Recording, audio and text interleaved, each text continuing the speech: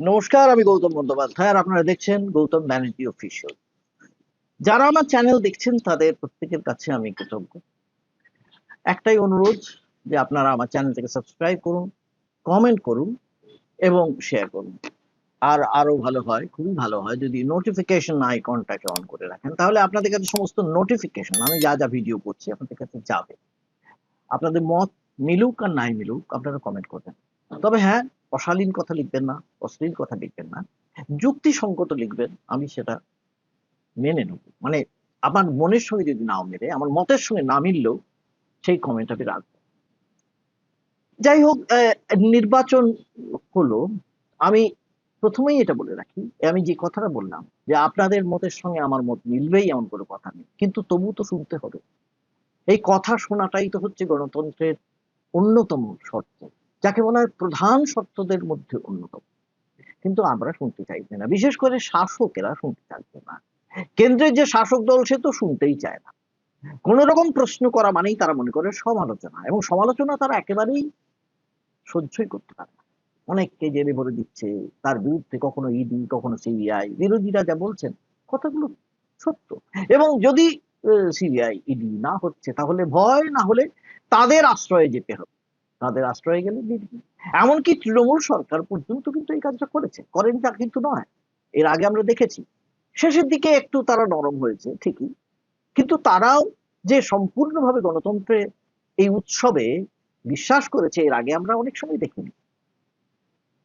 গণতন্ত্র তখনই উৎসব হবে যখন আমরা পরস্পর পরস্পরকে মেনে নেব, বিরোধী সমালোচনা সত্ত্বেও মেনে নেব।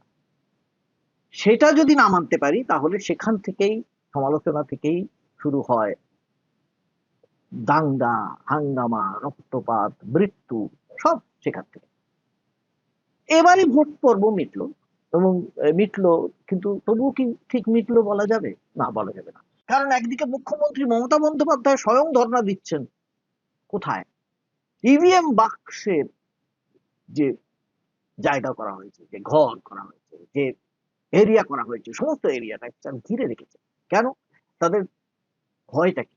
তৃণমূলের ভয় হচ্ছে কমিশন পাছে ইভিএম এর বাক্সটাই পাল্টে দেয়।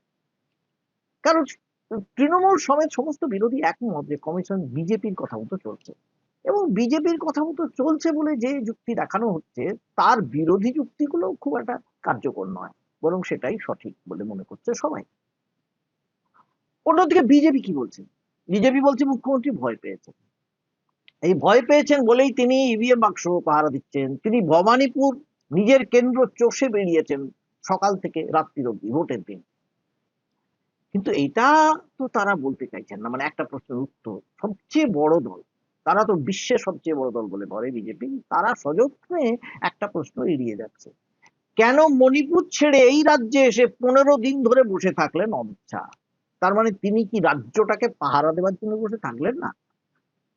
একটি অঙ্গরাজ্য নিয়ে কেন এত মাথা ব্যথা আমাদের প্রধানমন্ত্রী? সে প্রশ্নও তো কেউ করলো না। তামিলনাড়ুতে নির্বাচন, কেরালাতে নির্বাচন, আমরা জানি আসামে নির্বাচন, সব ছেড়ে মূল মুখ্যমন্ত্রী মূলত বাংলা, মানে পশ্চিমবঙ্গ দখলে একদম সাংঘাতিক ভাবে উঠে পড়ে লেগেছেন। আমরা দেখেছি। এমন এই বাংলা সংস্কৃতি, বাংলা কৃষ্টি পুরোপুরি তিনি আত্মস্থ করতে চাইছেন। এরা মানে এই বিজেপি নেতা মন্ত্রীরা এর আগে বি আর আম্বেদকরকে আত্মস্থ করার চেষ্টা করেছেন, মহাত্মা গান্ধীকে করেছেন, নেতাজি সুভাষকেও করেছেন। কোনো দিকে এদের কোনো দর্শনের সঙ্গে বিজেপির দর্শন মেলে না, কিন্তু করেছে। এবারে বাংলা বাংলা দর্শনের সঙ্গেও তাদের মেলে না, তবু তারা করছেন। এমনকি প্রধানমন্ত্রী এখানে ভাষণ দিয়ে, পশ্চিমবঙ্গে ভাষণ দিয়ে সরাসরি সিকিমে গিয়ে হয়তো তার মনে পড়লো এই রে, ফুটবলটাকে তো দেখানো হলো না, বাঙালির ফুটবল। তো সেখানে গিয়ে তিনি ফুটবলও খেলে ফেললেন, এমনকি গোলও দিয়ে দিলেন। এটা যে কোনো বড় সাহিত্যিক হলে লিখতে পারতেন যে গোল দিয়ে দিচ্ছেন প্রধানমন্ত্রী। কাকে? নিশ্চয় তৃণমূলকে।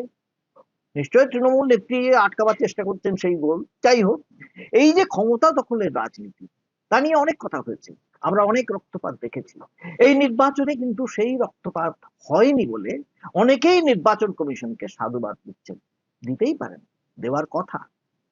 কিন্তু একই সঙ্গে এটাও মনে রাখার কথা যে এই রাজ্যের 27 লক্ষ নাগরিকের ভোট কেটে বাদ দিয়ে যে ভোট পর্ব হলো, তার কৃতিত্ব থাকলো কমিশনে। এই যে আমাদের ভারতীয় গণতন্ত্রের যে ইতিহাস লেখা হবে, বিশেষ করে ভোটের রাজনীতির কথা লেখা হবে, সেখানে কমিশনের এই কৃতিত্বটিও আলাদাভাবে লেখা হবে, তার জন্য একটা অধ্যায় নিশ্চয় থাকবে।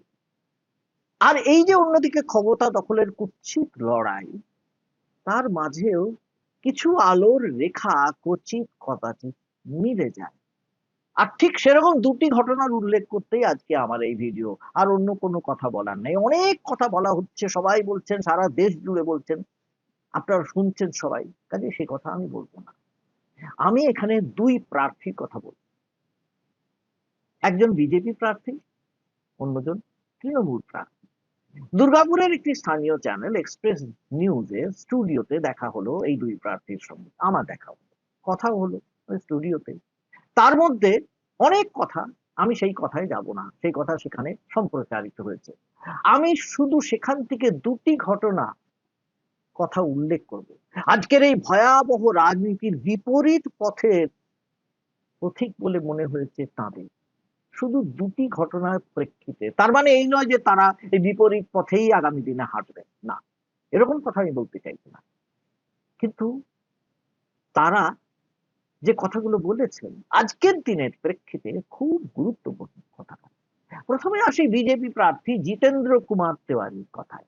তিনি মূলত জিতেন তেওয়ারি বলে পরিচিত শিল্পাঞ্চলে, শুধু শিল্পাঞ্চলে নয়, সারা রাজ্যেই জিতেন তেওয়ারির নাম আছে।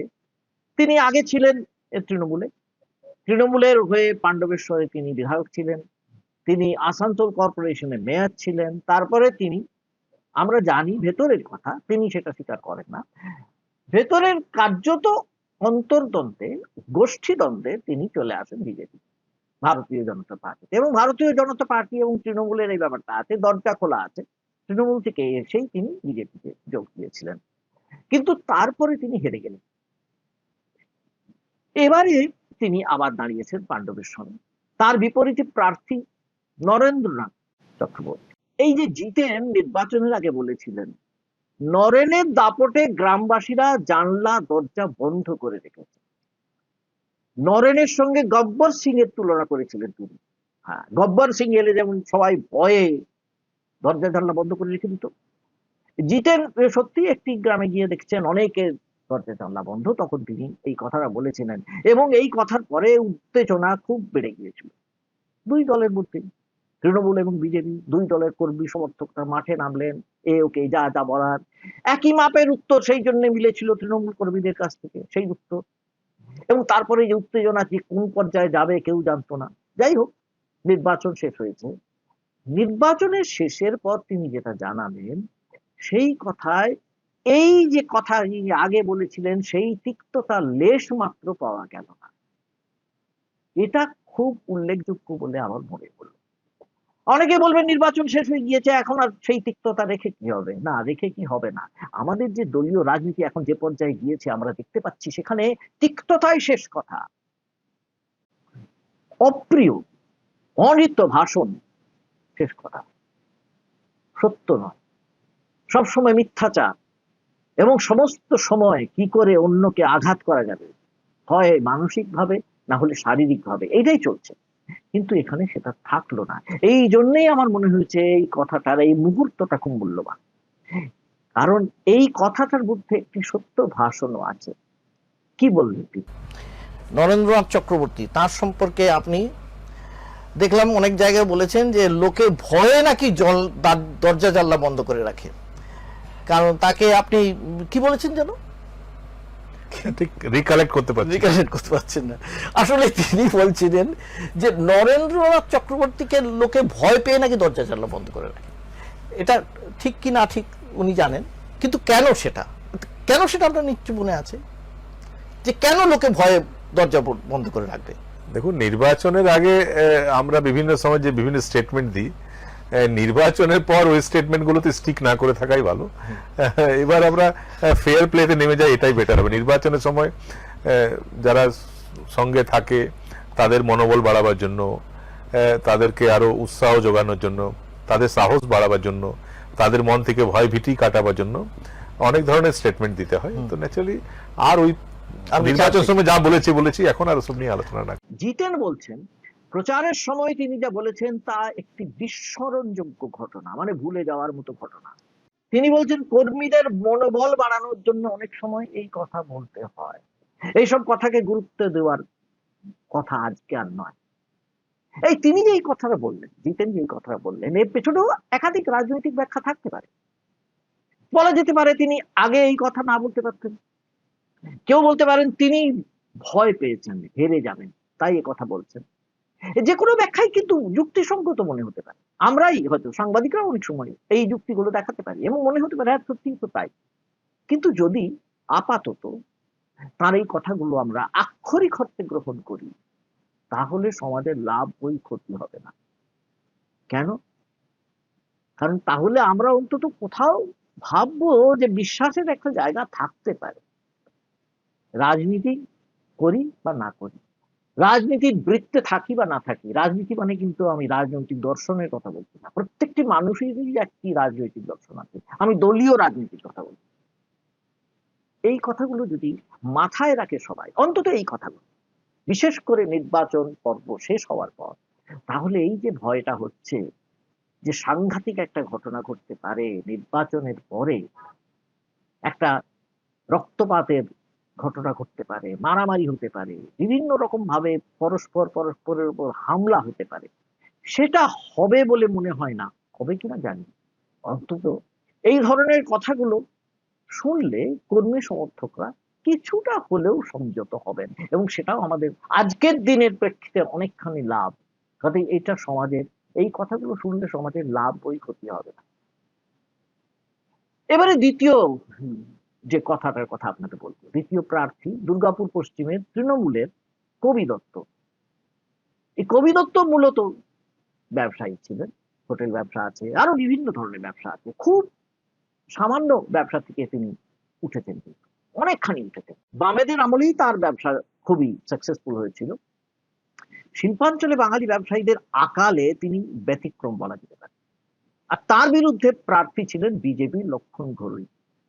দলীয় রাজনীতিতে তিনি এই প্রথম আসছেন না, তার আগে যাকে বলা হয় পরোক্ষে ছিলেন, এডিবি এর চেয়ারম্যান হিসেবে তিনি ছিলেন, মাথায় ছিলেন কবি দত্ত, তাকে রাখা হয়েছিল। এবং তিনি এই যে দলীয় নির্বাচনে দাঁড়াবেন এমন কথা ছিল না, তবে যতটুকু জানা গেছে তিনি কিছু বলেননি। কিন্তু ভেতরের খবর হলো, দলের অন্দরের খবর হলো, মুখ্যমন্ত্রী স্বয়ং তাকে বলেছিলেন যে দুর্গাপুর পশ্চিমের প্রার্থী হতে হবে তাকে, এবং তিনি সেই জন্যই দাঁড়িয়েছেন। কিন্তু এই কথাটা তিনি পরিষ্কার বলেছেন তার এই দলীয় রাজনীতিতে, ভোটের রাজনীতিতে থাকবার বিন্দু মাত্র ইচ্ছে নেই। তিনি জিতুন কি হারুন, এবং তিনি বলেছেন যদি জিতেও যান বা হেরেও যান 5 বছরের বেশি তিনি থাকবেন না। এটা খুব একদিকে চিন্তা, একদিকে শান্তি। একদিকে যদি জিতে যান তিনি ক্ষমতা ধরে রাখতে চাইছেন না, আর যদি হেরেও যান তিনি এই ক্ষমতার কুৎসিত লড়াইয়ের মধ্যে থাকতে চাইছেন না। লক্ষণ ঘরুই, মানে যিনি বিজেপি প্রার্থী, তিনি গতবারও বিজয়ী হয়েছিলেন। এই এলাকায় সমস্ত শিল্পাঞ্চলে দুর্গাপুর পশ্চিমে তার বিরুদ্ধে বেশ কিছু বিতর্ক আছে, তা নিয়ে প্রশ্ন নেই, আছে। কিন্তু বিতর্কের সঙ্গে তার জনপ্রিয়তাও আছে, সেটাও সমান তালে আছে। কারণ এখানে বলা যেতে পারে লড়াইটা খানিকটা অসমও হতে পারে। কিন্তু কবি দত্ত এই ব্যবসায়ী হিসেবে যেহেতু কি হয়েছে, দলীয় রাজনীতিতে তার একটা স্বচ্ছ চেহারা আছে। এর আরেকটা কারণ হলো তিনি ভোটের রাজনীতিতে আগে আসেন, দলের রাজনীতির প্রেদাক্ত রূপটাও কিন্তু এই প্রথম তিনি দেখলেন। তার সঙ্গে এই রাজনীতি করতে এসে তার একটা অভিজ্ঞতা হলো, যে অভিজ্ঞতাটা তিনি আমাদের সঙ্গে শেয়ার করলেন। এই সমাজের এই রূপটা দেখে তিনি চমকে গেছেন। তিনি সমাজের ভয়াবহতা দেখে থাকতে পারছেন না, তার মুখ থেকে আগে শুনেন। 40 দিনে না পৃথিবীটাকে অন্যভাবে দেখেছি, বিশ্বাস করুন। মানে আমি সোয়ার গড, আমি বলতে পেরে আমার ভালো লাগবে। আমি যারা যদি শোনেন, এটা যদি ফিল করেন, তাহলে হয়তো আমার কিছু মানে মনে হবে আমি কিছু পারলাম। আমরা বস্তি বলতে বা স্লাম এরিয়া বলতে যেটা বুঝতাম আমরা, আপনারা যা বোঝেন যারা দেখছেন আমিও তাই বুঝতাম, যে ওখানে গরিব লোকরা থাকে, মেডরা থাকে, কাজের লোকরা থাকে, বা লেবাররা থাকে, বা এরকম লোকরা থাকে, তারা গরিব। আমরা কি করি, আমরা তাদের নানা রকম হেল্প করি, পুজোর সময় গিয়ে শাড়ি দিয়ে আসি, কখনো মেডিকেল ক্যাম্প করি, আমরা তাই করে এসেছি। বা একটু যারা উপরের লেভেলে নাতেল সো কল্ড আমরা, তারা কি করে, ও তোর বাচ্চাটা পড়তে পারছে না, ওর দায়িত্বটা আমি নিয়ে নিলাম, এই করে এসেছি এত বছর ধরে, বিগত এত বছর ধরে। তো কিন্তু আমার এই 45 দিন নয়, 30-35 দিনের অভিজ্ঞতা, আমি প্রচুর বস্তিতে গেছি, যেতে হয়েছে আমাকে। আমি ওখানে প্রচুর সো কল্ড একটা টার্ম আছে চাটাই মিটিং, যেটাতে অনেকের সঙ্গে বসে কথা, আমি সবসময় তাদের সঙ্গে চাটাইয়ে বসে, মাটিতে বসে তাদের সঙ্গে কথা বলতাম। আমি শুধু আমি আমার ফ্যামিলিকেও বলেছি, আমার মিসেসও গেছেন, আমার মেয়েও গেছে, আমরা কথা বলেছি সেই সব এখানে গিয়ে। আর এটা হচ্ছে একটা eye opener for me and for my family too. আমরা যে গোলার দিয়ে বলছি, যে গোলার দিয়ে আমরা, এই যে আমি, গৌতম দা, যারা দেখছেন বা যারা আছেন, তারা যে গোলার দিয়ে আছেন না, সেটা অনেক আলো, অনেক আলো, আপনারা ভাবতে পারবেন না যে দিকটা কত অন্ধকার। আমি জানতাম না, আমি এই 30 দিনে শিখলাম, দেখলাম, বুঝলাম। গরু, ছাগল, মানুষ একসঙ্গে থাকে, ফুল ফ্যামিলি, তার দরজা হচ্ছে একটা শাড়ি, মেন দরজা, তারা চুরির ভয়ও পায় না।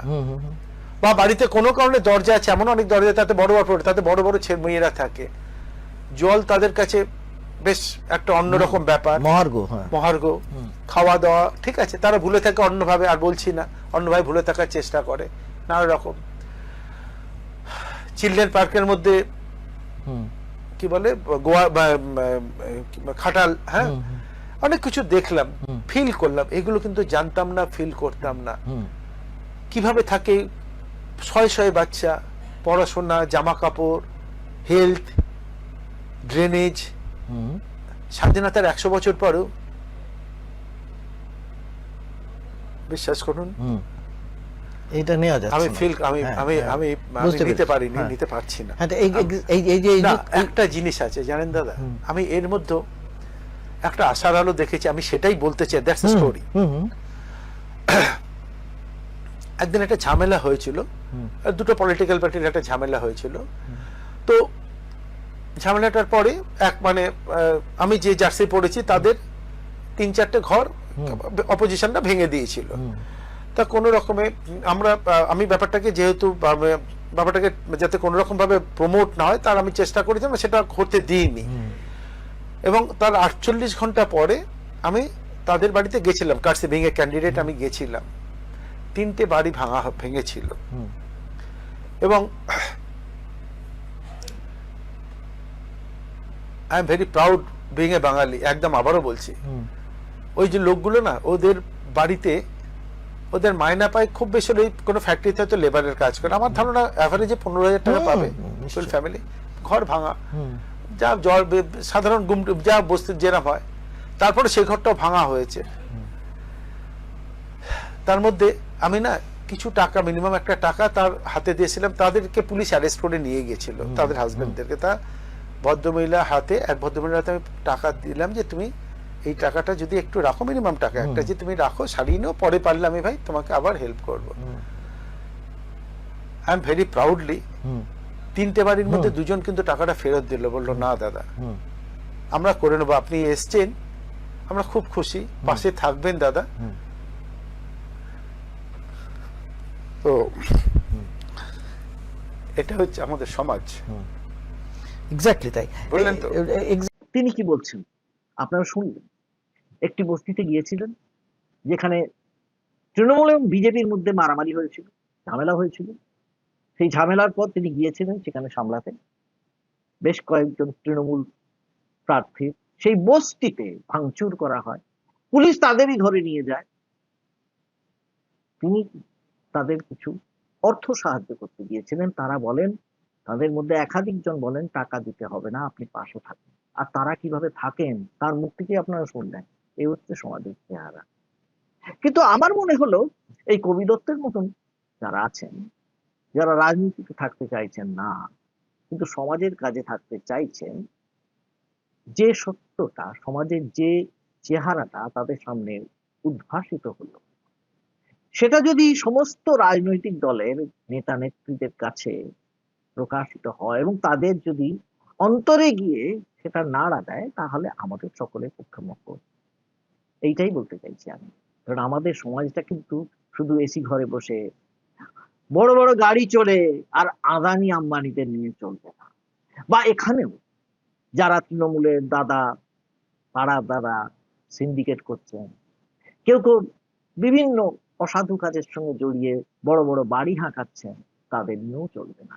এই যে সমাজের নিচু স্তরে যারা আছেন, প্রত্যন্ত এলাকায় যারা বাস করছেন, সেই বস্তিতে যার মাথায় ছাদ নেই, দেওয়ালে পর্দা নেই, দরজায় কোনো আগল নেই, সেই সব মানুষদের কথা কে ভাববে বলুন তো? এটাই কিন্তু আমার সবচেয়ে দুঃখের কথা মনে হয়েছে। গণতন্ত্র কি আমাদের সত্যি আছে? সবচেয়ে বড় প্রশ্নটা করা উচিত আমাদের এই সমস্ত রাজনৈতিক দলের কাছে। ভালো থাকবেন সবাই। আজকে এই পর্যন্তই। আবার আপনাদের সঙ্গে দেখা হবে পরের অনুষ্ঠানে। কিন্তু আপনারা থাকুন, সাবস্ক্রাইব করুন এবং শেয়ার করুন। নমস্কার।